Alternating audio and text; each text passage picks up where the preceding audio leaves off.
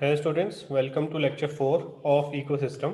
So इसमें हम लोग लास्ट टॉपिक जो है इस चैप्टर का वो कंप्लीट करने वाले हैं, न्यूट्रिएंट साइक्लिंग। हमने बाकी सारे टॉपिक इस चैप्टर में कंप्लीट कर लिए। इस चैप्टर से बेसिकली एनसीईआरटी लेवल क्वेश्चन आने वाला है, ठीक है। तो आप एनसीईआरटी को अच्छे से थोरोली पढ़ो और जितने भी प्रीवियस ईयर एमसीक्यूज हैं या फिर जो भी एमसीक्यूज हैं वो सॉल्व करो इस चैप्टर के, ठीक है। और लास्ट टॉपिक हम लोग यहाँ पर स्टार्ट करते हैं, ठीक है, दैट इज न्यूट्रिएंट साइक्लिंग, ठीक है।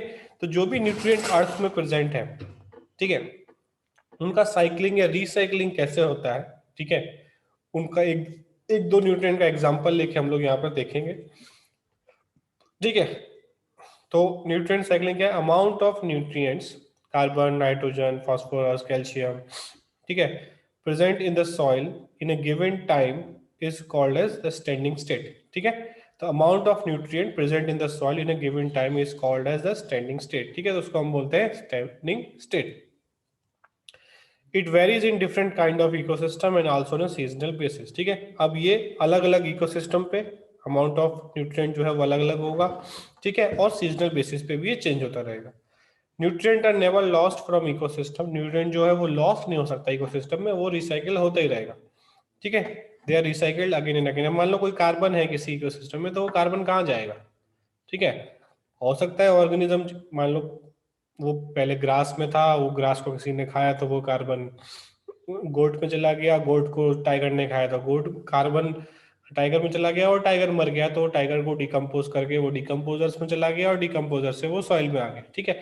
तो कार्बन लॉस नहीं हो सकता, बस वो एक जगह से दूसरी जगह जा सकता है, वो रिसाइकिल होता रहेगा।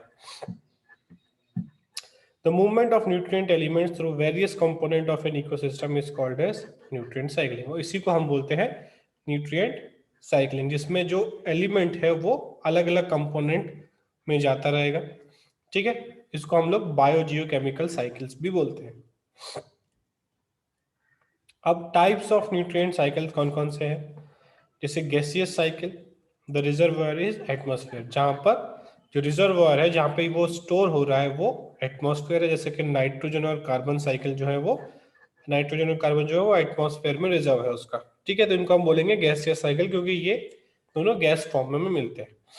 उसके बाद सेकेंड है sedimentary cycle, the reservoir is earth crust, earth के क्रस्ट में, ठीक है, अर्थ के लेयर में जो है ये स्टोर होता है, जैसे सल्फर और फास्फोरस, ठीक है। तो दो तरीके के साइकिल्स हो गए न्यूट्रिएंट साइकिल, गैसियस जो कि एटमॉस्फेयर में रहते हैं, ठीक है, गैसियस फॉर्म में रहते हैं ये एलिमेंट्स, और सेडिमेंट्री जो कि अर्थ के क्रस्ट में रहते हैं, जैसे कि सल्फर और फास्फोरस, ठीक है। इन्वायरमेंटल फैक्टर्स जैसे कि soil, moisture, pH, temperature regulate the rate of release of nutrient into the atmosphere, ठीक है। तो इन्वायरमेंटल फैक्टर्स जैसे कि soil, moisture, pH, temperature regulate the rate of release of nutrient into the atmosphere. The reservoir meets with the deficit of nutrient due to imbalance in the rate of influx and efflux, ठीक है। तो जो reservoir है meets the deficit of nutrient due to imbalance in the rate of influx and efflux, ठीक है। तो ये समझ में आ गया हमको, आगे बढ़ते हैं। तो पहला है यहाँ पर कार्बन साइकिल, ठीक है। तो कार्बन साइकिल को हम देखेंगे, CO2 in atmosphere, burning of forest fuel in organic debris, ठीक है। उसके बाद combustion of fossils fuels of for vehicle electricity and heat, ठीक है, इसमें से CO2 रिलीज हो रहा है, ठीक है। उसके बाद फोटोसिंथेसिस जिसमें CO2 यूज हो रहा है, ठीक है, फोटोसिंथेसिस प्लांट्स कर रहे हैं। उसके बाद यहाँ पर डेट्रिटस फूड चेन भी चल रहा है। उसके बाद respiration and decomposition, respiration decomposition में CO2 रिलीज भी हो रहा है और CO2 इन वाटर जा रहा है, और डिकेइंग ऑर्गेनिज्म उसे यूज भी कर रहे हैं, ठीक है। तो पूरा एक ये कार्बन साइकिल यहाँ पर है। Reservoir of carbon atmosphere about 1%, ठीक है, ऑर्गेनिज्म 49% ऑफ ड्राई वेट, ठीक है, कार्बन बहुत ज्यादा है ऑर्गेनिज्म में। उसके बाद oceans 71% dissolve carbon, it regulate the amount of atmospheric CO2, ठीक है। तो 71% डिजॉल्व कार्बन ओशन में मिलेगा। फॉसिल फ्यूल में रिजर्वर होगा। Carbon cycling occurs through atmosphere, ocean and through living and dead organism, ठीक है। तो कार्बन साइकिल में क्या क्या इन्वॉल्व है?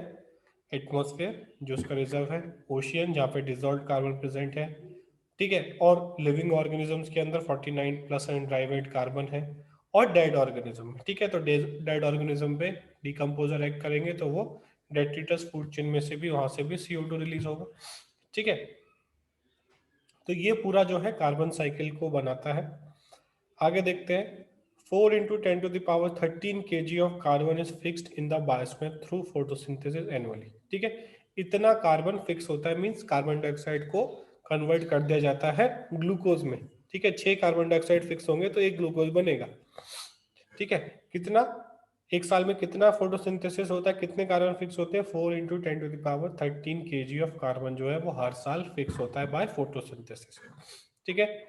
A major amount of carbon return to the atmosphere as CO2 through respiration। अब जब वो ग्लूकोज बॉडी में जाता है, हम उस ग्लूकोज को यूज करते हैं, हमारी बॉडी में हमने खाना खाया, मालूम मैंने एक ब्रेड खाया, ब्रेड में ग्लूकोज था, वो ग्लूकोज यूज हुआ, मैंने उसे तोड़ा और मैंने CO2 एक्सेल किया, जब मैं सांस छोड़ रहा हूँ तो मैं CO2 छोड़ रहा हूँ, तो वो CO2 वापस से एटमॉस्फेयर में रिलीज हो गया, ठीक है। उसी एटमॉस्फेयर से प्लांट ने उसे ग्लूकोज में कन्वर्ट किया था और हमने उसको ग्लूकोज को CO2 में वापस कन्वर्ट कर दिया, ठीक है। तो ये कंटिन्यूअस साइकिलिंग चलता रहेगा। Processing of wastage and dead organic matter bye decomposer also release CO2, ठीक है। अब कोई डेड एंड डिकेइंग मैटर है, मान लो प्लांट के लीव्स है या एनिमल का कोई बॉडी है, वो भी डिकम्पोज होगा तो उसमें से भी जब वो डिकम्पोजर से तोड़ेंगे तो वहां से भी CO2 रिलीज होगा। Some amount of the fixed carbon is lost to sediments and move from circulation, कुछ जो है वो सेडिमेंट्स में चले जाते हैं, ठीक है, और वो सर्कुलेशन से बाहर चले जाते हैं, ठीक है। Burning of wood, forest fire and combustion of organic matter, fossil fuel and volcanic activity are other source for release of CO2 in the atmosphere, ठीक है। वुड जला रहे हैं हम लोग, बर्निंग ऑफ फॉरेस्ट हो रहा है, ऑर्गेनिक मैटर हम लोग जला रहे हैं, पेट्रोल डीजल हम जला रहे हैं, ठीक है, वॉल्केनिक एक्टिविटी हो रही है, तो वहां से भी CO2 रिलीज होगा और वो एटमॉस्फेयर में जाएगा, ठीक है।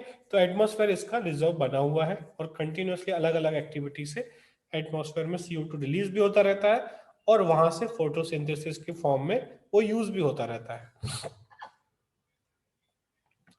Role of human activity in carbon cycle, deforestation है, ठीक है, डिफॉरेस्टेशन अगर होगा तो CO2 फिक्सेशन कम होगा, तो मतलब एटमॉस्फेयर में CO2 बढ़ जाएगा।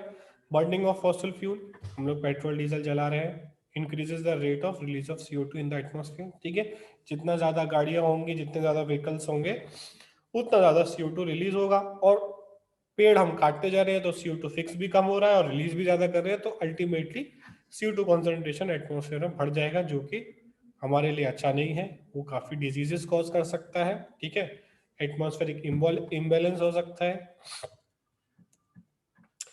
सेकेंड है हमारा फॉस्फोरस साइकिल, ठीक है, it is a constituent of biological membrane, हमें पता है फॉस्फोलिपिड का बना होता है मेम्ब्रेन, ठीक है, न्यूक्लिक एसिड में पता है, फॉस्फेट होता है न्यूक्लियोटाइड में, ATP में होता है cellular energy transfer, adenosine triphosphate, तो फॉस्फोरस बहुत इंपॉर्टेंट पार्ट है हमारे, ठीक है। उसके बाद अगर फॉस्फोरस नहीं हो या फॉस्फोरस हमारे लिए अवेलेबल ना हो तो ना तो हमारे सेल मेम्ब्रेन बन पाएगा, सेल मेम्ब्रेन नहीं बनेगा तो ऑर्गेनिज्म कैसे बनेगा, ठीक है, और दूसरा ATP नहीं होगा तो एनर्जी कैसे बनेगी, तो बहुत ज्यादा इंपॉर्टेंट ये मॉलिक्यूल है। Many animals use phosphorus to make shells, bones and teeth, बहुत सारे ऑर्गेनिजम्स में शेल्स हैं, उनके बोन्स एंड टीथ है, उसमें भी फॉस्फोरस होता है, ठीक है।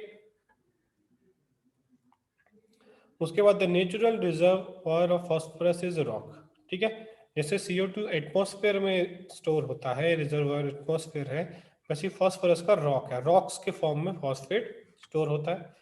When rocks are weathered, जब रॉक्स टूटते हैं, minute amounts of phosphate dissolve in soil solution and are absorbed by the plant, ठीक है।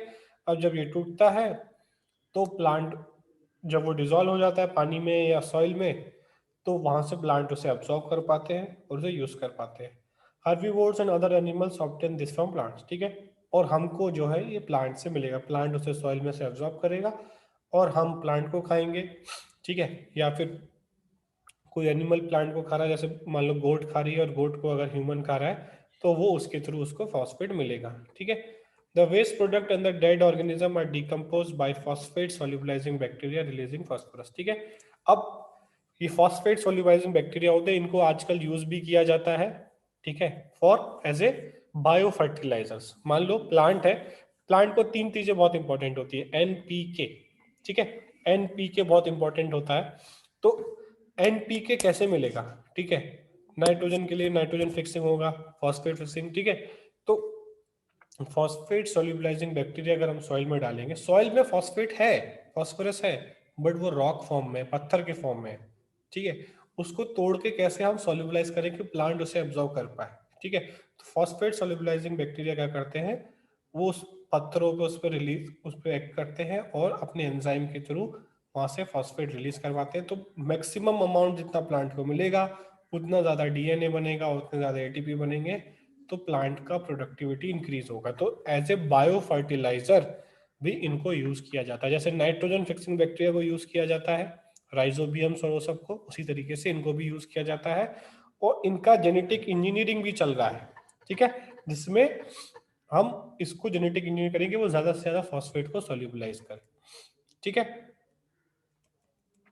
तो प्रोड्यूसर्स है, उनसे कंज्यूमर्स के पास आएगा फॉस्फेट, ठीक है। प्रोड्यूसर्स के पास कहाँ से आया, सॉइल सोल्यूशन से आया। सॉइल में कहाँ से आया, रॉक मिनरल जो थे उनका वेदरिंग हुआ, वो टूटे, वहां से हुआ, ठीक है। कुछ अपटेक होगा, कुछ पानी में रन ऑफ हो जाएगा, ठीक है। प्रोड्यूसर्स के पास पहुंचा, पिक्चर्स के बाद कंज्यूमर्स ने लिया, या फिर जो उसकी पत्तियां गिरती हैं उसको लेटर फॉल बोल रहे हैं, ठीक है। प्लांट है, उसके लीव्स गिर रहे हैं तो वहां पे ऑर्गेनिज्म ग्रो होंगे, बैक्टीरिया फंजाई, वो डिकम्पोजिशन करेंगे और वापस से फिर सॉइल सोल्यूशन में आ जाएगा, ठीक है। तो ये पूरा न्यूट्रिएंट साइक्लिंग फॉस्फोरस का होता रहेगा यहाँ पर, ठीक है। यहाँ पे दिखाया है वेदरिंग ऑफ फॉस्फेट रॉक्स, ठीक है, फिर वो फॉस्फेट इन द सॉइल इस फॉर्म में आएगा, फिर उससे प्लांट यूज करेगा, ठीक है। इस तरीके से कंटिन्यूस चलता रहेगा। Difference between carbon and phosphorus cycle, इसमें एटमॉस्फेरिक इनपुट ज़्यादा है, एटमॉस्फेयर में ज़्यादा रहता है, फॉस्फोरस में कम है। There is gaseous exchange between organism environment, gaseous exchange कुछ नहीं, डायरेक्टली फॉस्फोरस जो हम लोग गैसियस फॉर्म में एक्सचेंज नहीं करते, बट CO2 का एक्सचेंज होता रहता है, ठीक है। प्लांट CO2 लेते भी हैं और रिलीज भी करते हैं दिन और रात में, ठीक है। ह्यूमन में भी हम लोग मॉलिक्यूल्स लेते हैं, ठीक है, और CO2 रिलीज करते हैं, ग्लूकोज लेते हैं, CO2 रिलीज करते हैं। उसके बाद इकोसिस्टम सर्विसेज, ये एक छोटा सा टॉपिक है। The product of ecosystem processes are called ecosystem services. Ecosystem services of a healthy forest purify air and water, mitigate drought and floods, cycle nutrients, generate fertile soil, provide wildlife habitat, maintain biodiversity, pollinate crops, ठीक है। तो ये ecosystem services है। Provide storage site for carbon, ठीक है। Provide aesthetic cultural spiritual values, ठीक है। तो ये इकोसिस्टम सर्विसेज है, याद कर लेना है, ठीक है। Robert Costenja and his colleague have tried to put price tags on nature life support services, ठीक है। Researchers have put an average price tag of 33 trillion a year on fundamental ecosystem services, ठीक है। इन्होंने क्या किया कि जो natural services है उस पर प्राइस टैग लगा दे कि भाई तुम इतना ये यूज करो, इतना इसका इतना पैसा लगता है, ठीक है।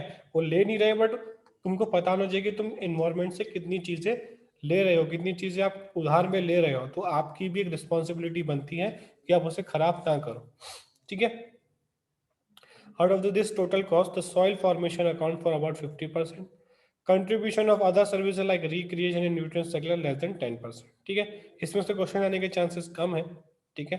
अब लास्ट यहाँ पे कुछ इंपॉर्टेंट डेफिनेशंस दिए हुए हैं, ठीक है। जैसे इकोसिस्टम है, स्ट्रेटिफिकेशन बहुत बार पूछा गया है, vertical distribution of different species occupying different level in the community, ठीक है, ये पूछा जाता है। GPP, rate of organic matter synthesized by producers per unit area. NPP, rate of organic matter built up stored by producer in their bodies per unit time and area, ठीक है। Ecological efficiency पूछा जाता है, percentage of energy converted into biomass by high trophic level over the energy of food resource available at the lower trophic level, ठीक है। तो mineralisation है, standing crop क्या है, इकोलॉजिकल पैरामीटर्स क्या है, स्टैंडिंग स्टेट क्या है, ठीक है। तो ये सारे डेफिनेशंस पूछे जा सकते हैं, तो इनको अच्छी तरीके से प्रिपेयर कर लो। और यहाँ पर ये टॉपिक कंप्लीट हो गया, ये चैप्टर कंप्लीट हो गया। अब हम लोग नेक्स्ट चैप्टर स्टार्ट करेंगे, ठीक है। इसको यहाँ पर एंड करते हैं। इसको थोरली एनसीईआरटी से पढ़ लेना है और ज़्यादा से ज़्यादा MCQ सॉल्व कर लेने हैं। ज़्यादा इस चैप्टर में ज़्यादा डीप में जाने की ज़रूरत हमको नहीं, ठीक है।